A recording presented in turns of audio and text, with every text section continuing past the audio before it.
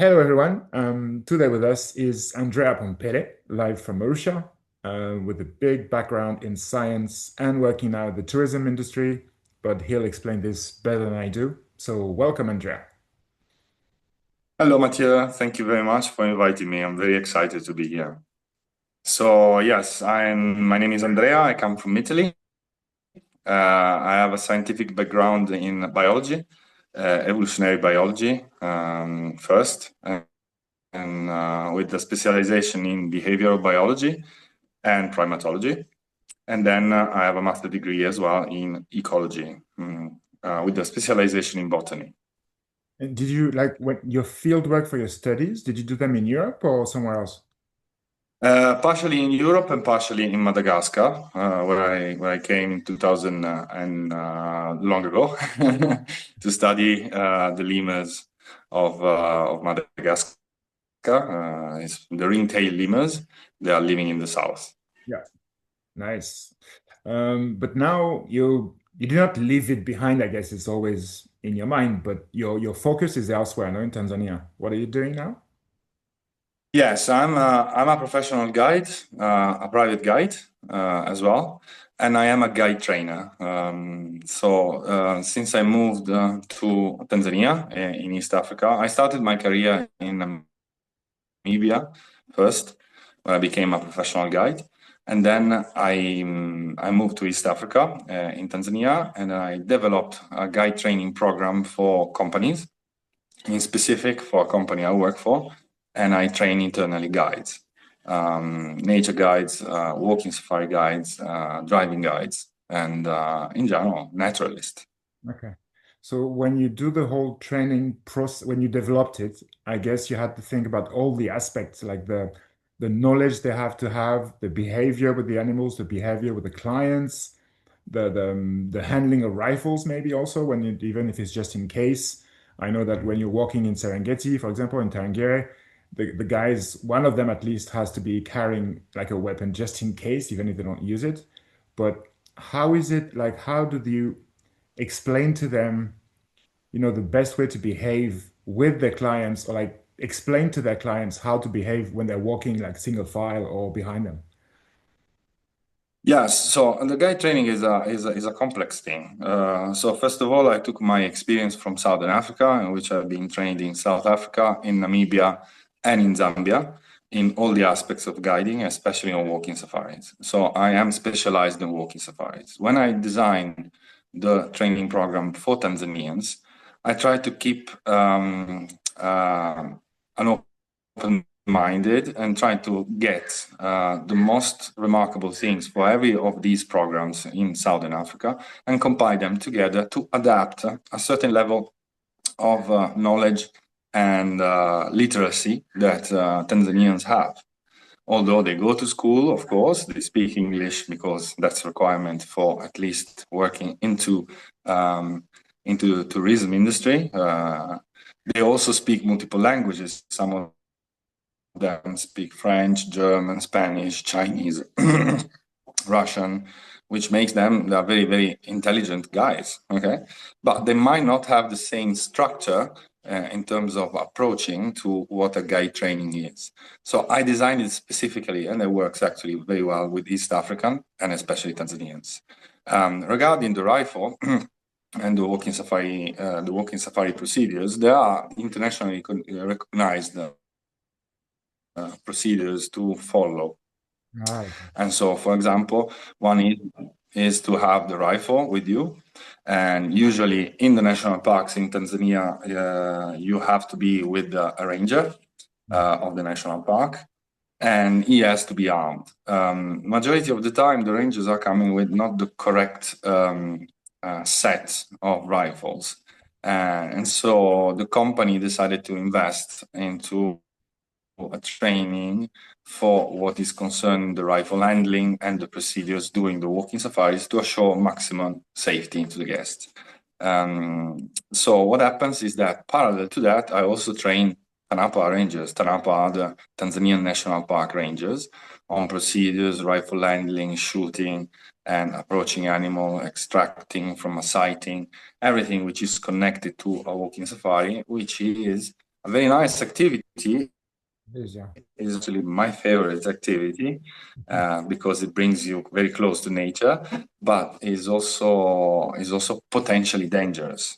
So there's a lot of aspects to be considered for Your showing guides, that everything goes guys that well. you train, be it Tanapa or Lemala or any other properties or someone in the industry, most of them, like they grew up in the cities in Arusha, or would you say many of them, they grew up in the countryside, close to a park or WMA, and then they have experience already, like how to walk in the bush, or do you have to train from scratch? No, you basically have to erase some concepts which are wrong, either from people that are coming from the city that never actually experience wildlife, but they think they have, or, for example, from outside of the national parks, in which they experience wildlife around, but more because of the human-wildlife conflict. And so procedures are completely different. I'll make you an example about the Maasai. A Maasai is the tribe in Tanzania, in East Africa in general, that has recognized as no more exposed to wildlife because of the livestock that they have around the parks. Although their approach is not to approach the animals silently for a nice viewing for the guest, but is actually to be very visible and standing there and scare the wildlife away. So this is a kind of a shift into the mind that needs to happen. And some of these concepts, which are wrong, they need to be erased and rebuilt. So it takes time. Yeah, I'm sure. Because these guys, like you said, when they grow up as a Maasai and maybe when they're kids, they're herding the sheep. And like you said, if they see an elephant, if they see a lion, their whole, like their fathers, their family tell them, try to stay away or scare them away. And when they grow up and they want to be, a guide, be it in a car or on foot, then like you said, their approach, it's a whole twist. Like it's not the same at all. Like they should not fear and they should not scare away the animals. And like I guess many of them, even if they don't say they're afraid, but like in their culture, some animals can be dangerous for be it your animals or your crops, maybe not so Maasai, but some like around Tarangire, like when they grow things, it can be like you said, human wildlife conflicts is a big issue. And these Mhm. guys, they end up in the bush doing a completely different job and guiding clients, like you said, like walking safaris is the best you can do, just walking out of the car and following tracks and finding animals with your guide. And it's amazing that these guys are kind of, willing to make that change despite all the cultural beliefs that they have that those animals are sometimes always dangerous, which is not the case. Like if you don't disturb them or push them away, you don't risk much if you know how to behave. And I guess it takes a long time not to train them. How, like, there's a process in like steps, or how is it? Yes, it's a process in steps. In general, I would say for a professional guide that starts from the college, so has a very limited knowledge and especially experience um, on guiding. It takes 3 years to mature to the level in which he is very competent. So there's a different concept between a knowledgeable guide and a competent guide. The knowledgeable guide knows a lot, but not necessarily has experienced a lot. While a competent guide, he can know a lot, or she can know a lot, knows a lot, but especially has experienced a lot. Yeah, And so he's competent because the competencies come from experience. yeah, So what I'm doing is I'm exposing them to different scenarios, but not only theoretical, but practical. So we go in the bush and then we walk, maybe I lead with a ranger behind, and we find an elephant behind the bush and we try to approach. So the normal, let's say, is not just about Maasai, but in general, the people try living with livestock around the parks, their approach is just okay. I need to be seen. While in this case, we have is the contrary. We hide, we stalk the prey, not to kill it, but to see it, to to actually not be seen and to observe his behavior or her behavior in the best, more natural way. So this shift needs to happen. And then, of course, some experiences need to happen as well. So walking for a long, long time under the heat, early morning, in the evening, in thick bush, in open areas, in savannas, in forest, in grasslands, in bushlands. So there's many, many aspects that makes a guide competent. Yeah. But basically, is the experience, is the exposure. Of course, I do a rifle landing with dry rounds. I do a rifle landing with live rounds on the range. We do everything that we need to do.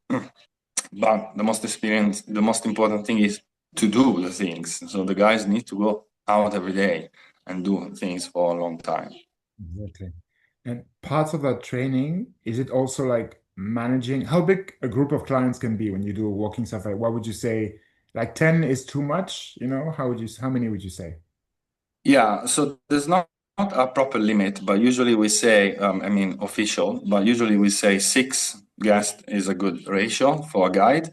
In case we have more, we need to have another backup guide. Or, for example, if we have like 10 guests, it's a bit more difficult to manage the group and to be able also to explain the correct rules to them and be able to connect to a certain level in which everybody listens. Because of course, if you have a 10 people group plus 2 guides, you're 12 people in the bush. And so by the time that actually one person listens to everything and is at the end, it takes time. At the end of the queue, because it's a fine line, it's a single line, it Yeah. takes time. Yeah. Also, we are more exposed and more visible walking in the bush if we are many, compared if we are few. Yeah. So the good ratio is maximum 6 guests. And And that allows actually us to crawl, to pass, to hide, and to stalk the prey, as I say, closer. yeah, because like the clients, when they follow their guide and the Tanapa Ranger, um, is it easy for them to like follow the rules, or does sometimes the guide needs to like, stop them and say, quiet now, we need to be careful, let's go this way and not that way. I'm sure that clients, I see, like you and I, we saw all the images, like people getting out of cars and doing irresponsible things. And I'm always afraid that the guides, maybe they're afraid or they are greedy sometimes, and they'll accept. It's different on foot. But like when you're in a safari vehicle, sometimes it feels like the clients have too much power, you know? Yeah, on foot, first of all, there are specific rules and briefings that needs to be done in advance so that everybody understands the rules. If someone inside the group doesn't behave correctly, that the authority of the guide is to say, I'm sorry, sir, sorry, madam, you're not allowed in the walk because this and this and this. Because it's a matter of safety. And once you are on foot, you're definitely more exposed. And if you behave in a way which is not correct, you may jeopardize all the safety of the rest of the group. Concerning the bigger issue that you exposed, that we talked about, it's a matter of professionalism. There are many guides, they are not professional, not because actually it's a lack. It's like it's not a way that they want to break the rules. Sometimes, of course, they should know the rules. Sometimes they don't know what the right things to do is. Yeah. For example, with some guests, you say some guests exercise a bit more power, a bit too much power over, and so the guide feels the pressure to deliver what he promised. But that's not guiding, that's people pleasing. Guiding, it's a different thing. A guide needs to lead and to guide the guest, not to please them. So if anything is not allowed, it shouldn't be done because there's a specific rules in the national parks and protected areas, which are for the protection of the animals and the ecosystem in general. Driving off-road is an example. We used to, and that's more into the evolution of tourism. We used to come with the big lenses like that and reflex cameras to be able to take a picture of a leopard on a tree.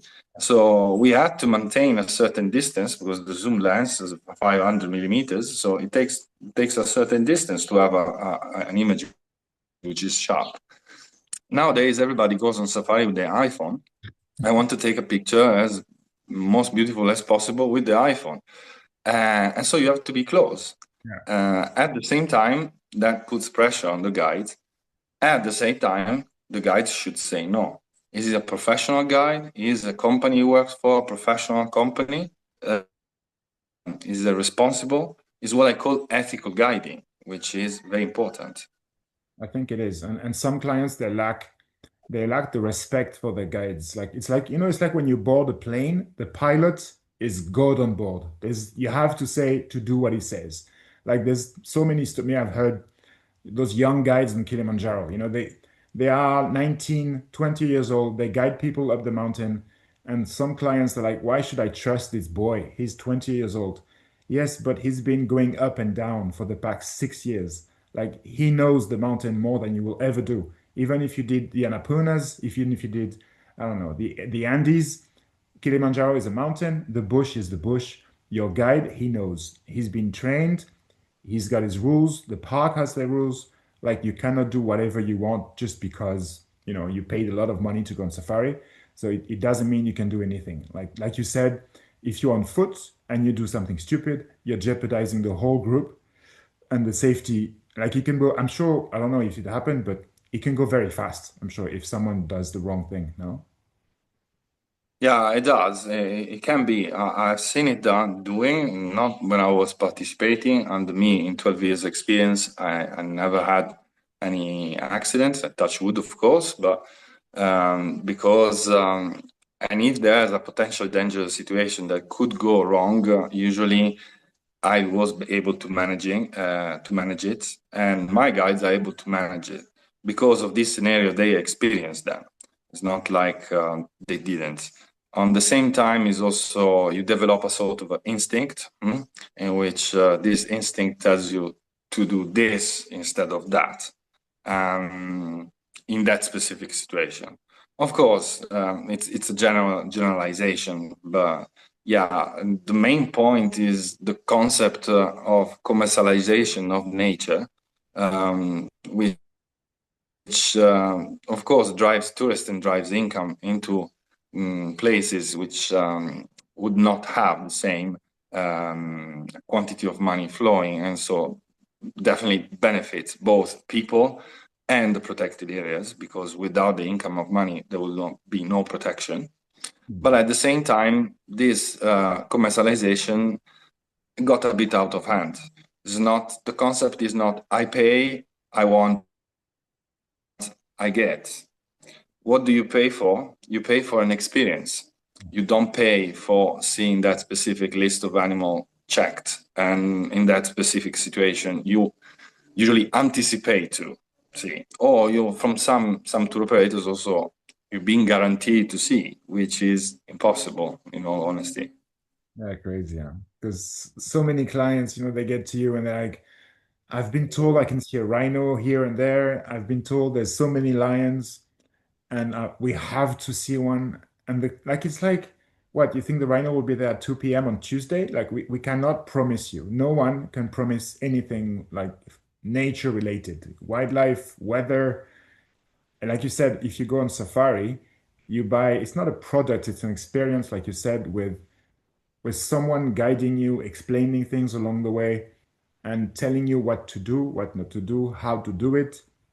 And like those like iPhone photographers, like you said, I've seen so many like in Dutu where you can in some places leave the road. It created so many pathways and I don't know, for me it's very sad to see all this. Like they should not be allowed to do off-road like anywhere, pretty much. They should respect the wildlife. And like you said, if they want a good picture, buy a lens or rent a good camera before you leave. Yes, so the off-roading is a problem because it's a people-pleasing consequence of it. In some areas, off-roading is allowed, as well as it is restricted in some other ones. In other ones, it's completely forbidden. The main point is that we are in protected areas. So protected areas, now we might not realize, needs to be protected on various levels. You can't not have an elephant, big herd population, if you don't have a good soil system, topsoil.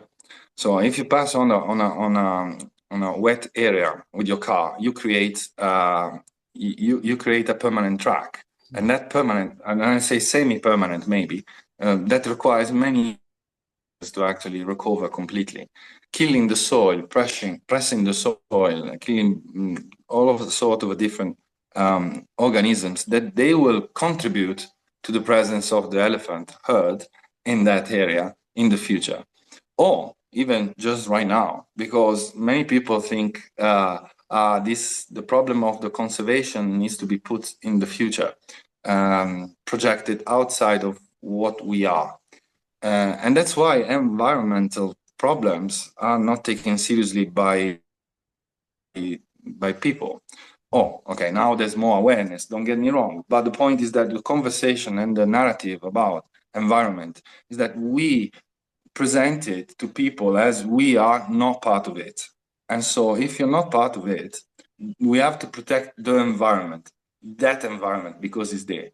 And create a detachment between the emotional feeling of a person that listens to that and maybe wants to protect the environment, and the fact that he feels it far away from his own day-to-day life. So the tourism in this is a very good thing, because it's a possibility to actually educate people on how much is important to protect it for the future generation, but also for their own enjoyment. I always say there's different values on conservation and on national parks and the wildlife view, and one of these is the invaluable aesthetic value of looking at the landscape that is being virtually untouched for 10,000 years. Virtually, because of course it changed, but it's something that just the landscape itself, as it is protected, is just valuable. It's just breathtaking, and the aesthetic part of it touches everything and everyone. So if you can then, as a guide, transmit the importance to and share the enthusiasm about wildlife and conservation and the nature in general as it is, you can educate people of choosing differently and going on safari as a transformative experience, which makes them closer to nature and unlock their inner wilderness, because we are part of the wilderness. Yeah, there's so many people, they go for the first time and they're like, it's so big and beautiful, but they don't realize the pressure that's on it. The human pressure, the tourism. In some places, there's also the pressure of tourism. And like you say, conservation is a wider issue than just the animals. There's the communities, there's the ecosystems. Like you said, if you drive off-road, you're killing the ground and plants. And in some areas, like the path, it becomes so wide. It's like a highway in the bush. And I don't even know, is Tanapa or Ngorongoro watching? And is it strict a little bit, the off-roading issues in Serengeti, for example, or Tangier? There's been an evolution on this, and is a bit of what we say in East Africa, changamoto, a little problem to discuss without pointing any fingers Yeah. to anyone, because that's not my role. I think it should be reinforced, because I've seen many wildlife guides with many companies which are not necessarily putting a lot of training, as my company does, with my guides, to what is the rule to be respected and how to approach an animal, how not to block an animal. And there's plenty of videos that we can see, and some recent ones from last summer, Yeah. on the Mara River, where there were many people outside of the car with some reputable companies as well. And as we said, a bit is a pressure from the guests to deliver, and a bit is unprofessional behavior from the guides, and a bit is like there's also a third part. Authorities needs to catch, punish, and gives example, um, and be patrolling everywhere. While sometimes it's very complicated. We are talking about areas which are big. You mentioned Serengeti. Serengeti is 14,000 square kilometers. The entire ecosystem, which is called the Greater Serengeti, which comprises Masai Mara, Loliondo, Ngorongoro, Maswa Game Reserve, Grumeti Game Reserves. We're talking about almost 30,000 square kilometers. Yeah, and The biggest national park in Tanzania. Sorry? no, I was saying that the rangers and the staff on the ground, they might also be understaffed, and not enough people pretty much to be everywhere at the same time, huh? Yes. So there is a lack of resources on that in terms of to be everywhere and in all the parts of the parks, or at least the more sensitive ones. There's also a lot of pressure from tourism. What we see in the last few years is a boom on tourism, which is not anymore, and that kills my heart sometimes, because it's not anymore. And I know you can relate with that because you come from the same background. In the past, people that were developing lodges and camps had a passion for it, a passion for the bush, not for the conservation, for the wildlife, for the trees, for the grasses, for everything which is in the environment. Nowadays, it's a business.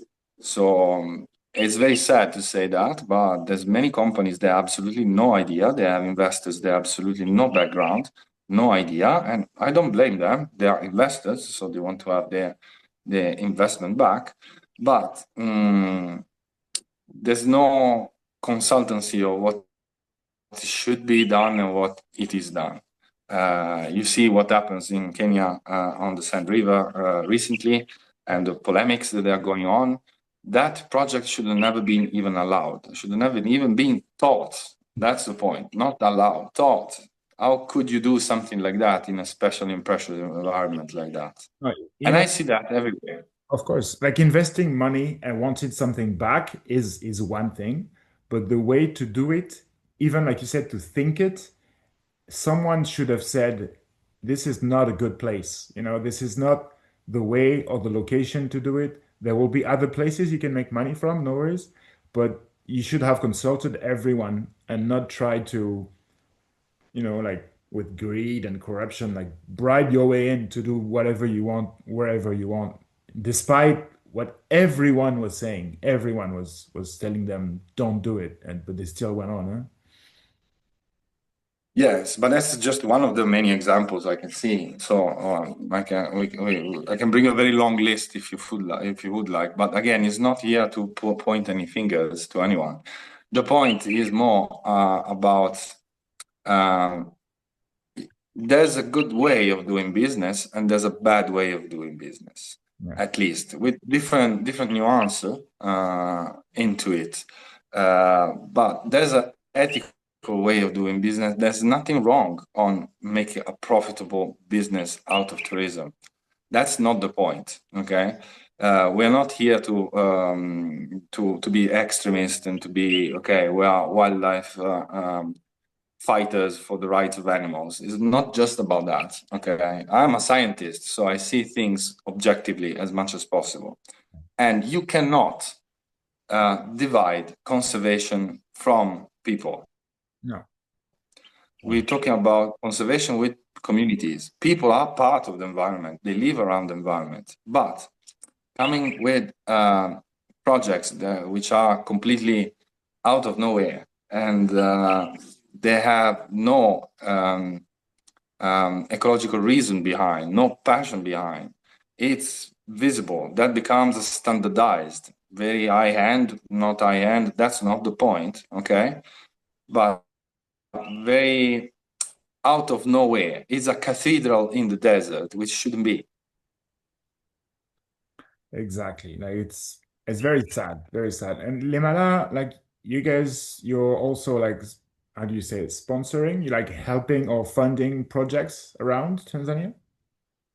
Yes, yes. We have a very big section actually, which is called in general CSR, so Corporate Social Responsibility Projects.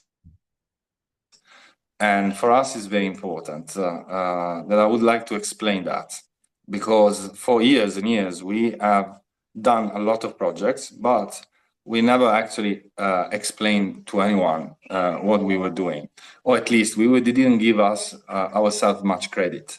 And the reason why is that because we don't use that as a marketing tool. We don't use that to impress people and say, oh, look at how good we are. No, we do it because it's the right thing to do.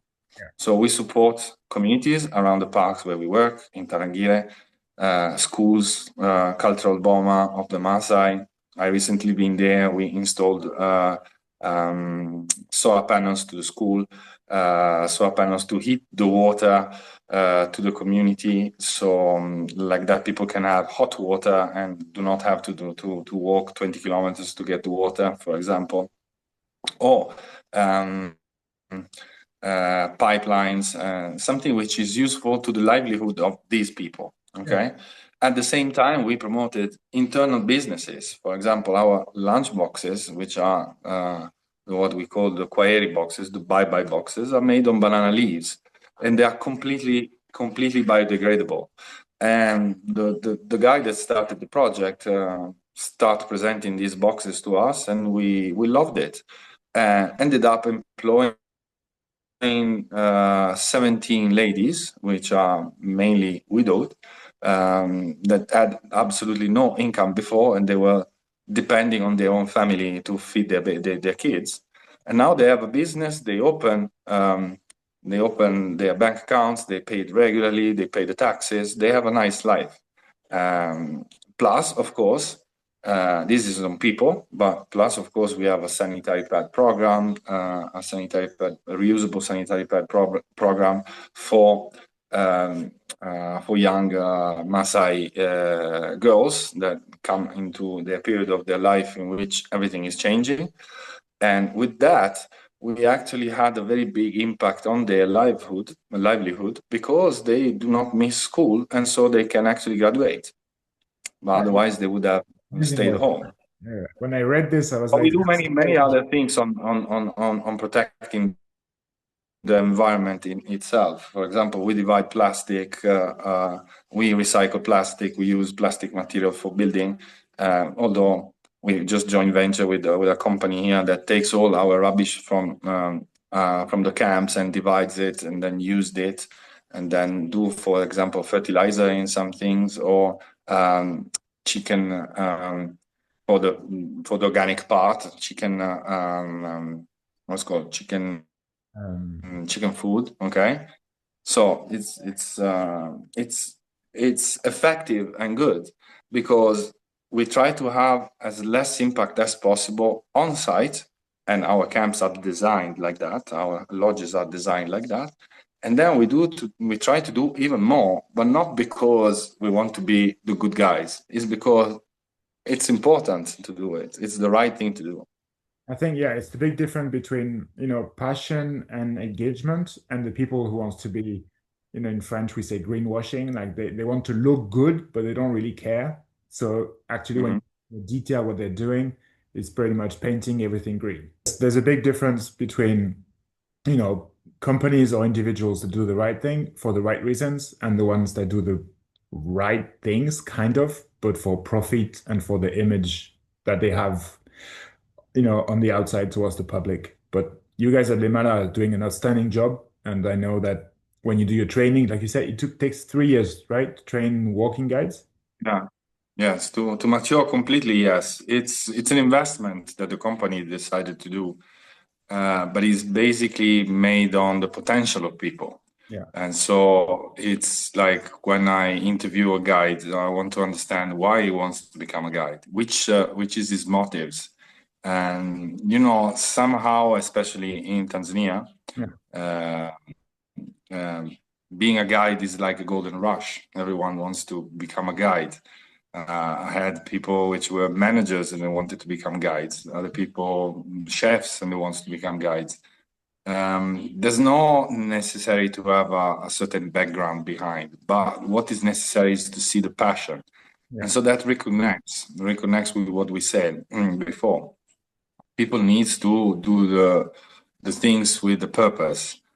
And then if they're really passionate about, they can transmit that to the guest. And as an educational way of teaching somehow, because at the end the guide is a teacher. It teaches you something about nature that you might not know.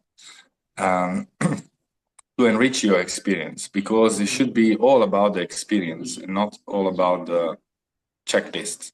exactly. Um, and that's can be extended into many ways. How companies are operating, how individuals are operating, and what is the valuable um, what is the valuable outcome of knowledge. What is knowledge? I always say knowledge is power, but actually applied knowledge is power. Yes. Knowledge itself, not used, is not power. No. No, and of course, like when the clients come back home, they need to bring more than pictures. They need to bring that knowledge that the guide transmitted to them, be it something about the animals, about the environment they were in, about the conservation projects that were around them that they visited.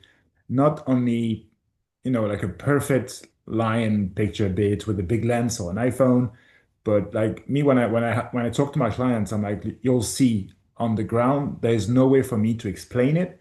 You will live it. It's a full experience. It's the whole package of the wildlife, the scenery, the people and communities that surround the park, the guides that will meet, the rangers that you will see, all the work that they do goes into one direction, is to preserve these beautiful spaces that have been here for like a very long time, and hopefully they will not change too much, even if, pole pole, they are changing a little bit, sadly. But still, like globally, I don't think it's too late. For some species, might be difficult. I'm not so sure my grandkids will see many rhinos in the wild. But the whole ecosystem, if the tourism industry, the science industry, let's say the NGOs, the governments, they get together in the right way. I don't know what you think, but it's not desperate. I don't think it's hopeless. No, I think there is a lot. I'm so hopeful for future because the more I meet Mm, people, the more I see the good in people. So when they have the right tools to understand what the situation is. So for different players, as you said, the scientific community is one, the tourism community is another one, the guests, the operators, the authorities, but also, I mean, the general public. yeah, The point is that trying to vehicle the message about how much is important to conserve these places and this wildlife yeah, in general needs to pass through an emotional state. Okay, so example in on safari, you will not remember how many lions did you see and exactly where they were, no, but you could remember that they were roaring at night once you were sleeping, or you will remember the fact that you are sharing stories with your guide around the fireplace and then the beautiful night sky, which it is it is priceless. And these emotions are the ones that actually move people. yeah, Without emotions, without that, there's no connection. And so if there's no connection, it's just an intellectual exercise. So it needs to be connected to the emotions in the right way, where everybody plays his role yeah, to a better sustainable future for these wild places, because the pressure from humans is unbelievable. Those wild places need space. Some wild animals need space as a home range, and they can't get it anymore. no, So we are rapidly losing it. But at the same time, I see good intentions in people. And when the good intentions are channeled into good actions, then the results are amazing. Because nature, in general, or better, let's say, from a scientific point of view, ecosystems are very resilient. although they are also very fragile, they can bounce back very easily if you give them a chance. Yeah. And the chance needs to be channeled in the right way. The right course of action depends on the right motivations you have behind. Yeah. And sometimes also some sacrifices, and sometimes also some hard choices. But that's life, isn't it? It is life. It is life. I think we all have our part to play. The guides, the clients, the institutions, the governments, the tour operators, the lodges, the camps.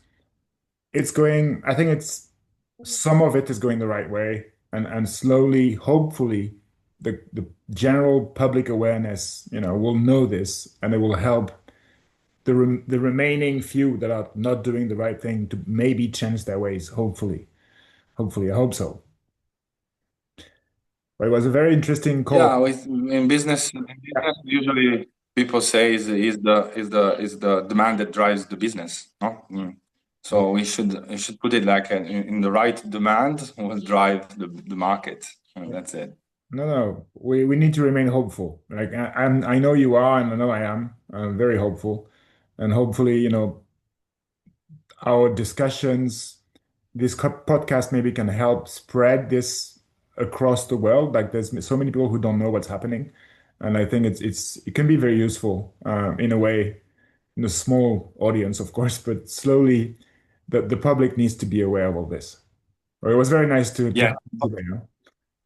Thank you, thank you. I'm very excited. I'm very proud to be part of this project you are doing. It's very important to have different points of view Yeah, to the same conversation. exactly. Um, and these points of view are the table we all sit together. And then it's also important to stimulate people to think, not just take what is being said by someone, but just try to dive deep a little bit more and find out what is the real situation.